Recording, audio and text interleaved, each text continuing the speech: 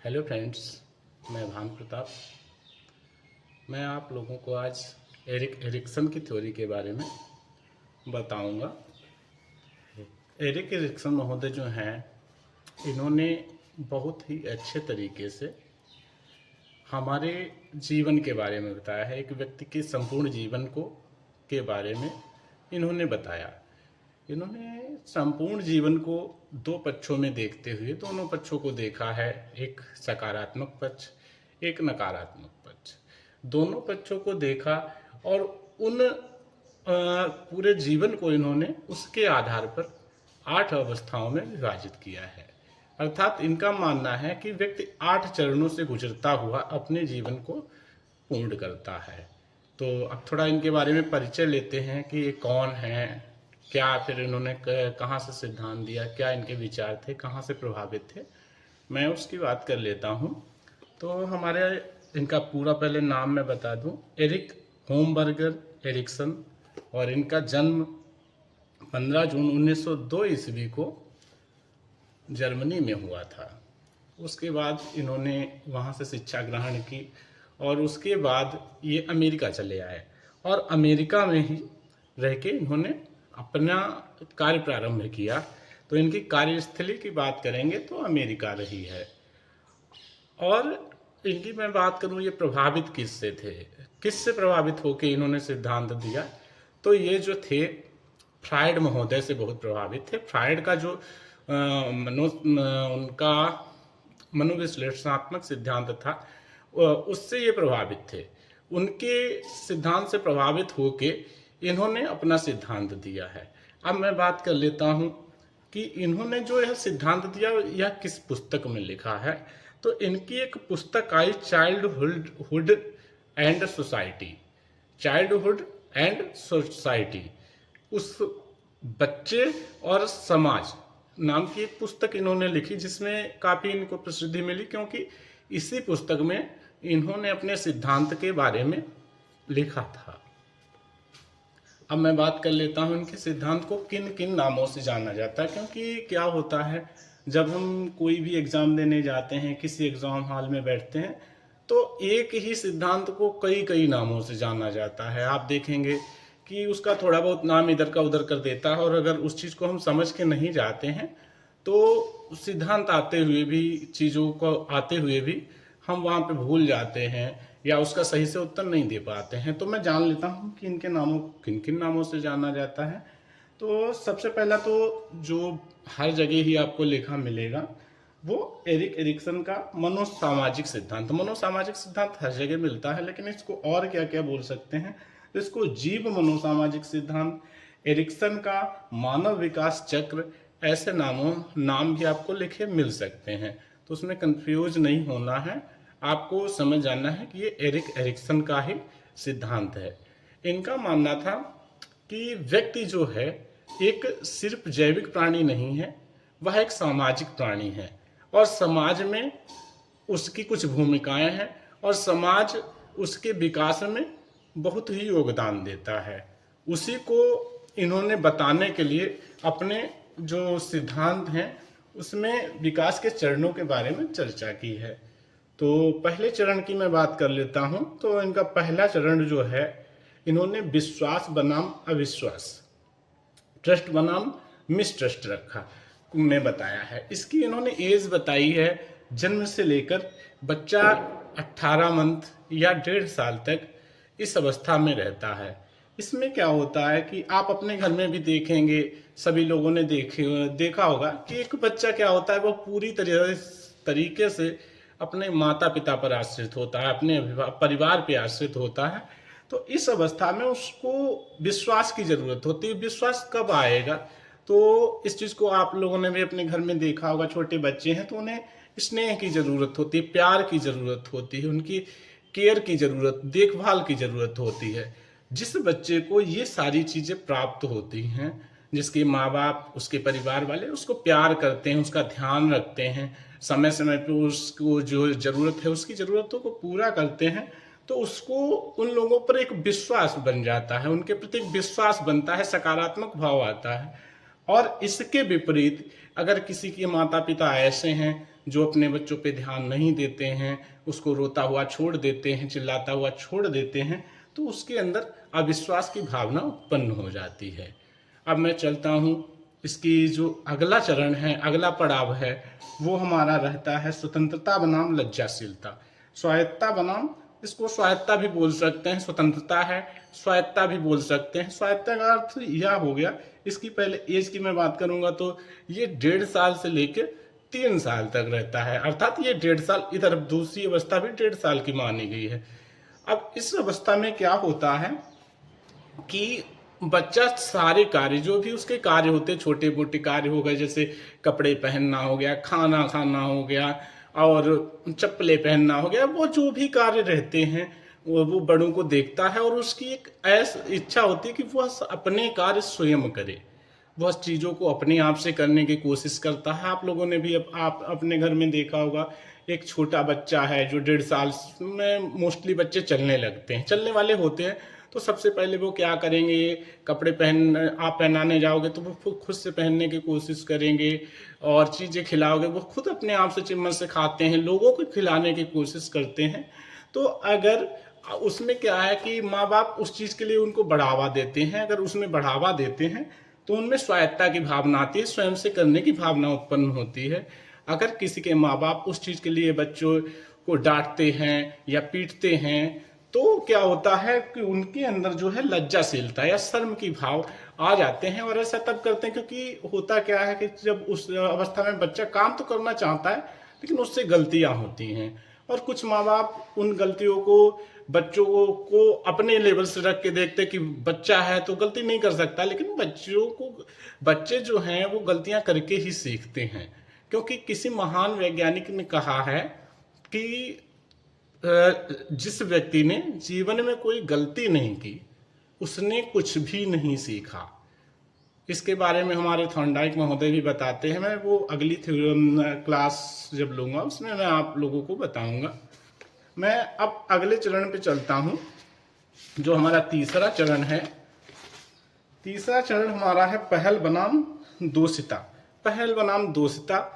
अब इसमें क्या होता है, बच्चा अगर पॉजिटिवनेस से आ रहा है, पॉजिटिवनेस से अगर वो सकारात्मक चरण से आगे को आएगा तो उसके अंदर पहल की भावना आती है। पहल की भावना के बारे में बात करूं, इसकी जो एज लिमिट रहेगी वो 3 से 6 साल मानी गई है। 3 से 6 साल तक का बच्चा इस अवस्था में रहता है। इस अवस्था में उन्होंने बताया कि माता पिता बच्चों में जिंदगी के नए नए क्षेत्रों में खोज की प्रेरणा देते हैं, अर्थात बच्चे को पहल करने की, जब जैसे वो सारी चीजें स्वयं से कर रहा था, अब उसके बाद बच्चा थोड़ा बड़ा हो गया है। आपका अगर पियाजे के अनुसार से देखेंगे तो वो हमारा आ जाता है पूर्व की जाए, उसको उसके अवसर दिए जाएं, बच्चा कोई कपड़े पहनने तो कपड़े पहनने के अवसर दिए जाएं, कोई कार्य घर का छोटा मोटा है तो वो भी उसको करने को दिया जाए। उससे क्या होगा, बच्चे के अंदर एक जो है पहल करने की शक्ति आएगी, चीजों को करने की, अपने आप से करने की एक भावना विकसित होती है, जो एक सकारात्मक भाव है। और अगर ऐसा नहीं आता है तो दोषिता का भाव उत्पन्न हो जाता है, गिल्ट फील करता है बच्चा, अपने अंदर से अपने आप को एक ऐसे समझता है कि वो किसी कार्य का नहीं है। इसके आगे मैं चलता हूँ चौथी अवस्था पे। चौथी अवस्था जो हमारी रहती है वो 6 से 12 साल की है।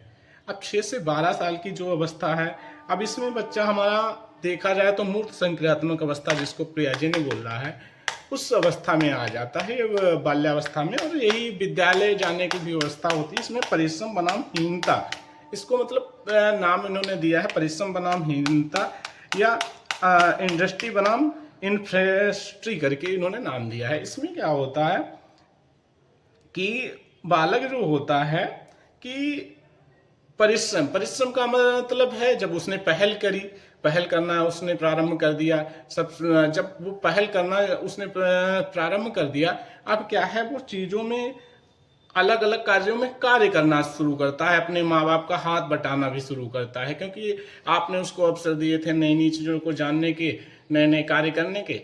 तो अब वो क्या करेगा कि घर के छोटे छोटे मोटे कार्य जो हैं उनमें परिश्रम करता है, अपने माँ बाप की हेल्प करना चाहता है। वो आपने भी देखा होगा, एक जो 6 से 12 साल के बीच का बच्चा है, वो आपको बर्तन, आप जैसे धुल रहे हैं तो आपको बर्तन उठा के दे देता है, आप कोई कपड़े उठा करने में फिर वो शर्म करता है और उसको क्या है, हीनता की भावना आ जाती है। वो अपने अंदर ही अपने को कोसता है, अपने आप को ये समझता है कि मैं किसी काम का नहीं हूँ, मैं कोई काम नहीं कर सकता, ऐसा नकारात्मक भाव आ जाता है। तो हमें ध्यान रखना है कि अपने बच्चे को हम कैसा व्यवहार करें, कैसे अच्छे अगर उसको हम ये चाहते हैं कि बच्चा हमारा सक्सेस हो, अपनी लाइफ में सफल हो, तो हमें उसके साथ अच्छे से बिहेव करना चाहिए, अच्छा व्यवहार करना चाहिए। इस चीज़ को भी ध्यान रखना, इसी के बेस पे ही इनकी थ्योरी है। अब मैं आगे की अवस्था की बात करता हूँ। इसके आगे की अवस्था जो हमारी है, अहम पहचान बनाम भूमिका भ्रम। पहचान बनाम भूमिका भ्रम की जो अवस्था है, इसको इन्होंने 12 बोल सकते हैं या 13 से 18 वर्ष की अवस्था में रखा है।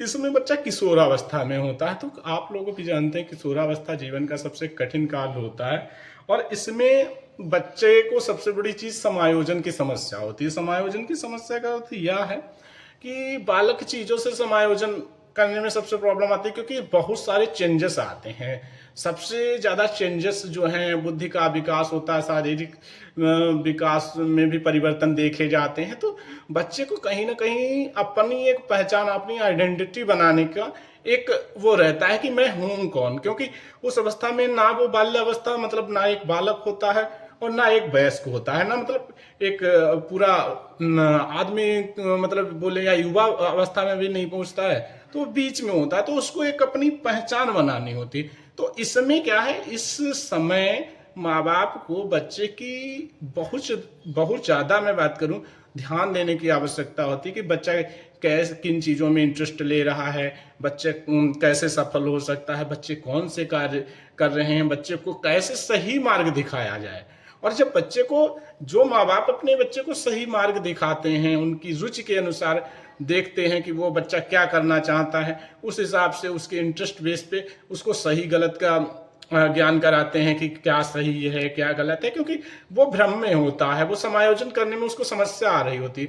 तो जो एक मित्रवत व्यवहार करता है, मतलब जो माँ बाप अपने बच्चों के साथ मित्रता का भाव रखते हैं। आपने भी देखा होगा कि आपके घर में जैसे 12 से 18 साल का अगर कोई बच्चा है, तो वो अपने को वयस्क भी समझता है और बालक भी समझता है। तो उसमें बहुत ज्यादा ही माँ बाप को उस बच्चे को समझने की जरूरत होती है, उसकी मदद की जरूरत होती है और बहुत ही अच्छे तरीके से व्यवहार, एक मित्र की तरीके से समझाने की जरूरत होती है। क्योंकि अगर यहाँ पे बच्चे को जरा सा भी डांटा गया या गलत बिहेव किया गया, तो क्या होता है, भूमिका भ्रम हो जाती है। वो अपने आप को, अपने अस्तित्व को खोने लगता है। उसको मतलब ये नहीं समझ में आता मैं हूँ कौन, मैं हूँ क्यों हूँ इस दुनिया में। तो इस समय जो बच्चे के माँ बाप उसके साथ अच्छा बिहेव करते हैं, वो एक अपनी पहचान बनाने में सफल होता है, एक सही मार्ग पर चलता है। और जो माँ बाप उसके साथ अच्छा बिहेव नहीं करते, ध्यान नहीं देते, वो भूमिका भ्रम में चला जाता है, अर्थात वह अपने ही अस्तित्व को ढूंढने में खो जाता है। मैं अगली अवस्था पे चलूंगा। ये इसके आगे की जो अवस्था रहेगी 18 से 35 साल की अवस्था है। 18 से 35 साल की अवस्था है घनिष्ठता बनाम अलगाव। आप लोगों को भी पता होगा कि 18 साल तक तो बच्चा कहीं ना कहीं पढ़ता रहता है, मतलब स्कूल एजुकेशन, ऐसा नहीं कि उस समय संबंध नहीं बनाता है, लेकिन वो एक अपने लक्ष्य के लिए एक एजुकेशन पे मतलब पढ़ाई से कर रहा है, तो वो पढ़ाई कर रहा है, चीजों को अपने परिवार के बाहर। अब वो घनिष्ठता का मतलब नए नए संबंध बनना शुरू हो जाते हैं। नए संबंध कैसे बनते हैं, आप ऐसे देख लीजिएगा, हम लोग भी कहीं ना कहीं सारे ज्यादा से ज्यादा लोग जो हैं इसी अवस्था में हैं। तो इसमें क्या होता है, हम किसी संस्थान में कुछ बच्चे कार्य करने जाते हैं, नई नई यूनिवर्सिटी में पढ़ने जाते हैं, या कुछ बच्चों की शादी हो जाती है, तो नए नए संबंध उसके जीवन में बनना प्रारंभ हो जाते हैं। अलग अलग रिश्ते होते हैं, अलग अलग संबंध बनते हैं, अलग अलग लोग उसकी लाइफ में आते हैं। तो इसमें क्या है कि जो व्यक्ति लोगों से अच्छे संबंध बना पाता है। तो अच्छे संबंध भी एक चीज हमेशा ध्यान रखिए, जो पॉजिटिवनेस से आया है, मतलब सकारात्मक पक्ष से आया है, वो अच्छे संबंध बनाएगा, क्योंकि उसके अंदर वो भाव है, उसने सारी चीजें अपनी लाइफ को सही से जिया है। तो क्या है कि जो अच्छे संबंध बना पाता है तो उसके अंदर घनिष्ठता का भाव आता है। घनिष्ठता मतलब ये लोगों से अच्छे संबंध, अच्छा व्यवहार, एक अच्छी बॉन्डिंग उसकी रहती है। और उसी के स्थान पर जो ऐसा नहीं कर पाते हैं, नहीं कर पाने का मतलब जिसके माँ बाप ने उसका साथ नहीं दिया, उसके परिवार ने सही से साथ नहीं दिया, तो उसके अंदर क्या है, एक अलगाव की भावना आ जाती है। वो दुनिया से कट के रहना चाहता है, वो लोगों से बच के रहना चाहता, बात नहीं करना चाहता, अलग थलग जीवन जीता है। इसके आगे की मैं अवस्था की बात करूंगा तो यह सातवीं अवस्था जो है, जिसको हम सृजनात्मकता या जननात्मकता बनाम स्थिरता बोलते हैं। तो ये जीवन का देखा जाए सबसे इम्पोर्टेंट काल है, मतलब महत्वपूर्ण समय है, क्योंकि इसमें ही क्या है कि जो भी हम लोग करेंगे, जो भी कार्य है, इसी में करते हैं अपने जो हमारे, क्योंकि इस उम्र तक ज़्यादातर लोगों के क्या है, लाइफ में शादियां हो जाती हैं। शादी के बाद क्या है, कुछ न कुछ करने की अवस्था होती है अपने परिवार के लिए, अपने बच्चों के लिए, जो भी है लाइफ में उसकी, जो भी है अपने समाज के लिए, अपने देश के लिए करने की अवस्था होती है, कुछ कर दिखाने की, अपने आप को साबित करने की अवस्था होती है कि क्या हम दे रहे हैं एक समाज को, अपने परिवार को, अपने बच्चों को क्या दे रहे हैं, उनके लिए कुछ करने की अवस्था होती है। तो इस अवस्था में जो लोग कुछ कर पाते हैं, मतलब सफल हो पाते हैं, जैसे कोई ऐसा कार्य किया जैसे समाज का भला हो रहा है, अपने परिवार का भला हो रहा है, जैसे अच्छी जॉब करी तो अपने भाई परिवार का अच्छा उसका चलेगा, उसने समाज के लिए कुछ कर दिया तो उसका नाम होगा। तो क्या है, जो ऐसा कर पाता है उसके अंदर क्या है, सृजनात्मकता या जननात्मक की भावना रहती है। एक वो पॉजिटिव फील करता है, अपने आप को सकारात्मक अंदर से फील करता है। दूसरी तरफ क्या होता है कि जो ऐसा नहीं कर पाता तो उसके अंदर अब स्थिरता आ जाती है। स्थिरता का अर्थ क्या है, इस अवस्था में अगर कुछ नहीं कर पाता है तो एक नकारात्मक भाव उसके अंदर आ जाएगा कि क्या है लाइफ, अब तो मैं कुछ कर ही नहीं पाया, क्या है अब मैं क्या करूं, वो ऐसे सोचने लगता है, सोच में डूब जाता है, और भी उसकी जो जीवन में समस्याएं बढ़ती जाती हैं, और वह उसके परिवार भी कहीं ना कहीं सुखी नहीं रह पाता है, वो उसके लिए भी कुछ नहीं कर पाता, और लोग भी उसको हीन भावना से ही देखते हैं। इसके बाद अंतिम अवस्था जो हमारी है उसको संपूर्णता बनाम निराशा की अवस्था कहा गया है। यह अवस्था अंत की अवस्था मानी गई है। ये जो है 65 वर्ष से लेकर मृत्यु पर्यंत तक चलती है। तो इसमें इन्होंने बताया कि व्यक्ति अगर जितने भी पक्ष मैंने अभी तक आप लोगों को बताए, तो जो पॉजिटिवनेस से बीता है, जिसका मतलब इसमें व्यक्ति आगे कुछ नहीं करता है, अपने पुराने जीवन के पन्नों को पलट के देखना शुरू करता है। आप लोगों ने भी देखा होगा घर परिवार में, जैसे हमारे जो बड़े बुजुर्ग हैं वो अपने पुराने जीवन की बातें आप लोगों को बताते हैं, शेयर करते हैं, अपने जीवन के अनुभव आप लोगों को शेयर करते हैं, बताते हैं, और उसी के बारे में अगर उन्होंने अच्छा किया है तो वो चीज़ें हंस हंस के बताएंगे। अपने अंदर एक अपने आप को सकारात्मक फील होगा, उनको अच्छा महसूस अपने आप को करते हैं, अपने आप को वो संपूर्णता, मतलब उन्हें ये लगता है कि हाँ, हमें जो जीवन में पाना था वो मैंने पा लिया। और अगर कोई ऐसा व्यक्ति है जो इन सब चीज़ों में सफल नहीं हुआ, ये सब चीज़ें उसको प्राप्त नहीं हुई, तो उसके अंदर एक निराशा होगी। अगर वो चीज़ें भी बताएगा तो दुखी मन से बताएगा, वो कहीं ना कहीं अंदर अंदर ही दुखी रहता है, उसके अंदर वो सुख का भाव नहीं होता जो एक संपूर्णता वाले व्यक्ति के अंदर होता है। अब इसके बाद में बात करूं, ये इन्होंने 8 चरण बताए। 8 चरणों में उन्होंने पूरे जीवन की जो भी चीजें थी उनका वर्णन कर दिया। इसके बाद ये हालांकि पढ़ाया नहीं जाता, लेकिन आपको लोगों को मैं एक एक्स्ट्रा बता देता हूं कि इसके बाद इनकी जो पत्नी थी जोम एम एरिक्सन इनकी सहयोगी भी थी, जो इन अवस्थाओं में जब वो वर्णन किया, उन्होंने अध्ययन किया, तो उसमें भी इनका सहयोग किया। और इन्होंने एक अवस्था और बताई भाई, 9वीं अवस्था बताई। हालांकि इसका ज्यादा उल्लेख नहीं मिलता, लेकिन मुझे जानकारी मिली तो मैंने सोचा आप लोगों को भी मैं उस जानकारी शेयर कर देता हूं। इन्होंने ये अवस्था जो है 80 से 90 साल की अवस्था को बताया है और यह 9वीं अवस्था है। और इसमें इन्होंने नई आवश्यकता और नई समस्या की अवस्था इसको बताया है। और उस समय, क्योंकि जब इन्होंने बताया कि उन्होंने फील किया, क्योंकि वो सिर्फ 65 वर्ष के बाद एक्सपायर नहीं हुए, उस समय तो इनकी उम्र भी 93 साल थी। तो इन्होंने बताया कि यह अवस्था ऐसी होती है 80 से 90 साल, जिसमें नई नई आवश्यकताएं व्यक्ति के जीवन में आती हैं और नई नई समस्याएं आती हैं।